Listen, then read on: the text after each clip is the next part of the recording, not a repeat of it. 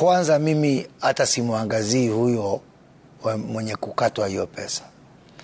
Katika nyumba moja tunapata nafasi za kazi takriban ngapi? 5. Yeah, 3 to 5. 3 to 5. Yes. Hata tuseme hapo katika direct jobs. Indirect is 5 to 8. 5 to 8. Yes. So katika hizi nyumba ambao waziri amesema 38,000 multiply by 5. Tuko na watu 1,200 kwa wakati huu wanafanya kazi hapo. Hao ni watu 1,200 wakikuwa katika ulevi, katika madawa ya kulevya, wamekaa katika juu ya mawe, katika shopping center.